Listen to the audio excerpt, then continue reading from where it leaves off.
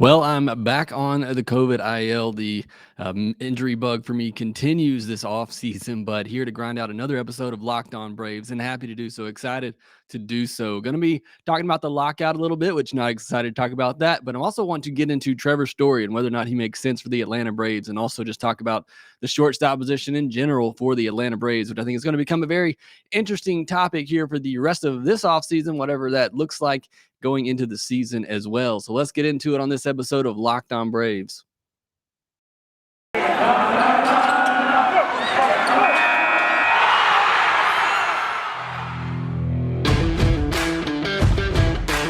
Hey, this is Stacey Gotsoulias, DC Lundberg, Ryan Finkelstein, Taylor Blake Ward, host of Locked On Yankees, Locked On Mariners, Locked On Mets, Locked On Angels, and you're listening to Locked On Braves. Locked On Braves, Locked On Braves, part of the Locked On Podcast Network.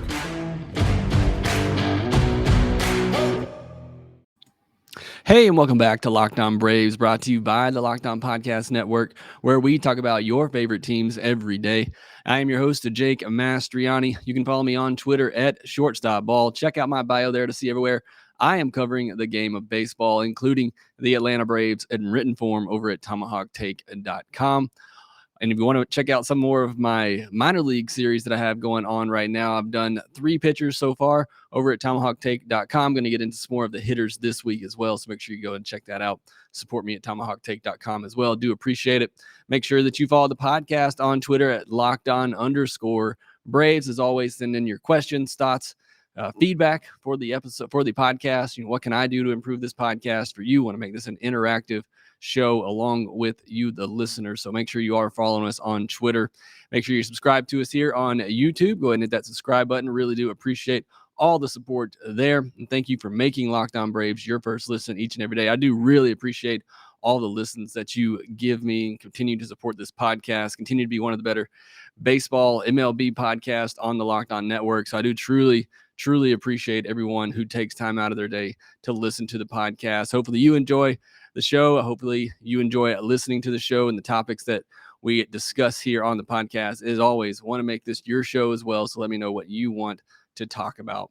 Today, we're going to be talking about the lockout. I'm going to give a little bit of update, not really much to talk about there, but want to talk about more so the impact as we're getting closer to spring training and what the delay of that could mean for the Braves. And then I'll talk about Trevor Story as a possible fit for the Braves. What does that look like, and what does that mean for the future at the shortstop position for the Atlanta Braves? Probably a bigger series, a bigger topic I'm going to get into, and I'm sure this is something we'll be talking about for a while now, but I'm really intrigued by what the shortstop position looks like for the Atlanta Braves going forward. As you know, if you were here for my top 10 all-time Braves players list, Braves players that I like to watch, I'm a huge shortstop fan. I love the shortstop position. So obviously highly important to me to see who the shortstop of the future is going to be for the Atlanta Braves. So I wanted to break that down in more detail in a later episode, looking at some options for the Braves going forward. But I think it's going to be a very relevant topic that we're probably going to discuss a lot on this podcast moving forward. As you can tell, I probably sound pretty nasally on the microphone. I do apologize for that. Did test positive for COVID today. Just keep taking the hits here. We've had the flu, had the stomach bug. My wife and son had COVID. Now I've got it. So be careful out there. This winter season is rough. So please be safe, protect yourself and those around you. But going to battle through today's episode because I really want to talk about this. Really excited about it. Also watching the national championship game. Good luck to all you Georgia and Alabama fans out there. Hopefully your team wins the game as you're listening to this on Monday, late Monday night or early Tuesday morning.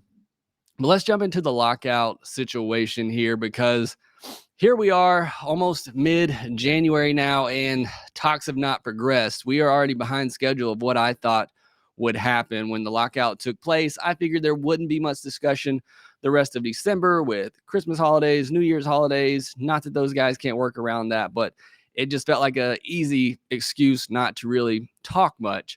What I predicted, what I thought would happen is that the two sides would get together early in January, really just bang this thing out and get a deal done and not have this sport dragged through the mud anymore. But how naive of me to think that these two sides could get together and do something for the betterment of the game. So again, here we are nearly mid-January. And as far as we know, there haven't been any substantial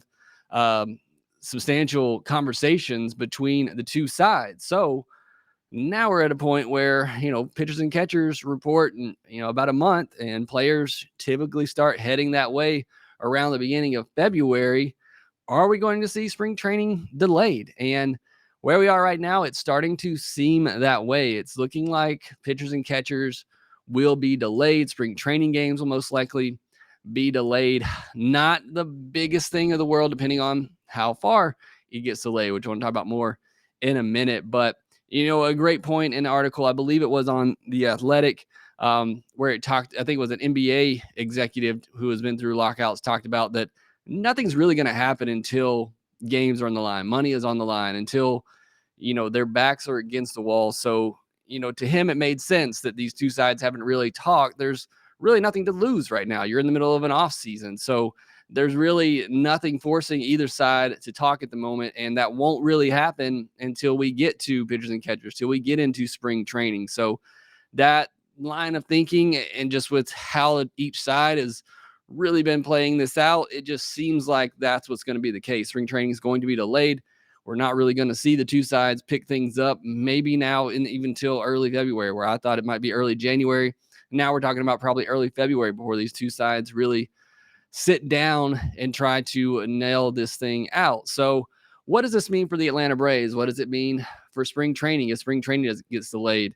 Will the regular season get delayed? I'll go ahead and answer that right now before I get into what it means to the Braves. I do not think regular season gets delayed. Maybe that's me being hopeful, wishful thinking. I just can't see these two sides who have argued so much over money and fought so much over money would allow that money to slip away by not playing regular season games.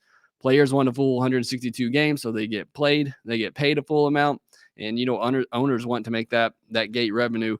Something interesting we talked about actually on the Tomahawk Take podcast that I'm a part of, if you want to listen to that as well, is that COVID could play into this as well. I mean, I got COVID right now. COVID is really bad at the moment, and who knows when it's going to get better. You hope it's going to be better, when spring comes. I don't know, spring just brings joyfulness and gladness. You just think things are going to be better, but hopefully things are better by the time spring comes around and baseball's not having to deal with what the NBA and NFL and NHL are dealing with right now. But that could play a factor in what the upcoming season looks like as well. I mean, if owners aren't going to get full stadiums, full capacity, that's playing with their money as well, and they have to factor that into everything else. So just never going to get rid of COVID apparently, and it's going to be something that just we have to deal with going forward. But you could see that playing a factor into what the upcoming season looks like. And then if the players and if the union and the owners have to negotiate on what another COVID season looks like, I mean, that's more negotiation. So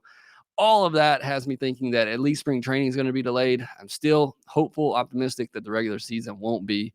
But how does this impact the Braves in 2022? It's really impactful for, first of all, they still have a lot of moves left to do in the offseason. I've talked about that in future podcast or past podcast, but it's also for the injured players, the Mike Soroka, the Ronald Acuna Jr.'s, the Charlie Mortons, getting back with the Braves staff and being able to work out in front of them and prove to the staff there that they are healthy and they're ready to go. I mean, that's a big impact. That's just going to delay them even more. We see the videos of Acuna and they get me pumped up every time I see them, but he's going to have to be cleared by team doctors, and they're going to have to see him and evaluate him and get their hands on him and see where he is from their perspective. And, that could delay him. Some people thinking possibly he could be back for the start of the season, but it's hard for me to see that happening the longer this lockout goes, and without the two sides, without the team doctors and the players being able to really see each other. So that's where it has an impact there with the injured players. Also with the pitchers not being able to ramp up, have that normal spring training, that normal preseason routine to go through once again. If spring training games are delayed and you get a 3-4 week spring training instead of a month and a half, which is what they're used to, stretching out those arms for a full season, you're going to have another season where you're going to see pitchers kind of babied. And I hate to use that as a derogatory term, but that's what it is essentially. And you're you're not going to see starting pitchers go deep into games. You're not going to see them throw a lot of innings, and you're going to see more pitchers get hurt again, which I hate to see. So it's going to have a big impact that way as well on the Braves, on everyone that will. But I mean, especially on the Braves where they have, so many young starters, which might actually benefit them in this scenario. But you have some injured guys like Morton, like Soroka, Fried, who always seems to have, something minor pop up. Knock on wood, it stays minor, but that's where I see it impacting the Braves the most. Just some of their big time injured players that they have trying to recover, and also just the pitching side of things, which is going to affect everyone. All right, take a break and come back, and we're going to look at Trevor Story and what he could mean for the Atlanta Braves, and is he a fit for the Atlanta Braves? It's the new year, so that means New Year's resolutions. If yours is about getting fit or eating healthier, make sure you include a Built Bar in your plan. Built Bar makes it easier to stick to your resolution because it tastes good. You'll want to eat it. Unlike other protein bars, which can be chalky, waxy, or taste like a chemical spill, you want to eat healthy, but it just gets so boring by like week 3. You might be thinking this is just not worth it. Where is the chocolate? Built Bars are covered in 100% real chocolate. Most Built Bars contain only 130 calories, 4 grams of sugar, 4 net carbs, and 17 grams of protein. Compare that to a candy bar, which usually has around 240 calories, 30 grams of sugar, and dozens of net carbs. Here's an idea for the new year. Go to all your secret stashes, replace all that bad candy you have out there with a Built Bar. So whenever you have that craving, you reach in there, you grab that, and you get something good and healthy. There's so many different flavors. Some of my favorite, the cookies and cream, salted caramel, peanut butter brownie. Go to built.com. Use our promo code LOCKED15 to get 15% off your order. Again, that's LOCKED15 at built.com. All right, so I want to talk about Trevor Story. I haven't done this on the podcast yet, but the shortstop position is going to become one of huge interest, really, until, with Dansby Swanson in his final year of his arbitration deal. Is he the future shortstop for the Atlanta Braves? I don't know. The jury is still out on that. He's making around $10 million through arbitration this year. There's nobody close behind him in the system. In my opinion, I don't think Braden Shoemake is a full-time shortstop at the big league level. So to me, there's really nobody close to replacing him. And again, I told you I love the shortstop position. I think you have to have a leader there. You have to have an impact player at that spot.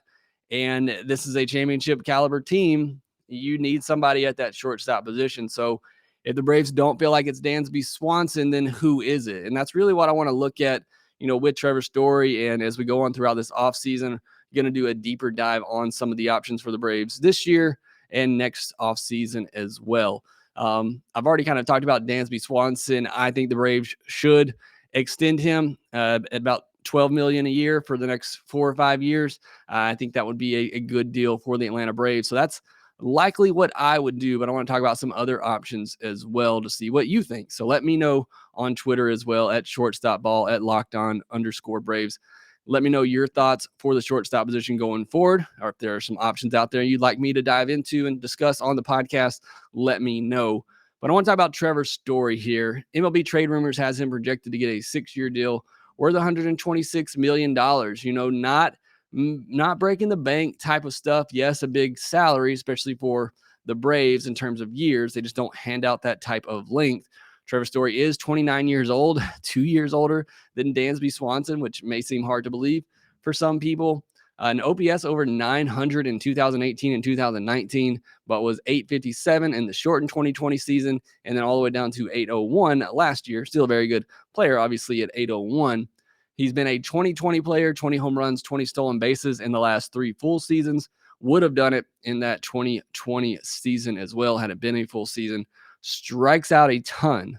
A ton, like 160, 170 times. He strikes out a lot. The big question with Trevor Story, and why I think he could be somebody who perhaps takes a high AAV 1-year deal this offseason to prove himself and then go back in the free agent market. The only problem with that is he'd be doing it at 30 years old instead of 29. So probably still tries to get that big deal this offseason, but he had a pretty down 2021 year, at least, to his standards, particularly that average and on-base percentage. Was that a fluke, or is this the Trevor Story that he's turning into? Previous years before that, he was a 290 average, 350 on base guy. Last year, more of a 240, 310 on base guy. So, I mean, those are drastic differences right there. His hard hit percentage went from 86th percentile in 2019 to 62nd percentile in 2021. So it's a big drop as well as far as his hard hit percentage. And then there's the home road splits, which you always have to look at for players in Colorado.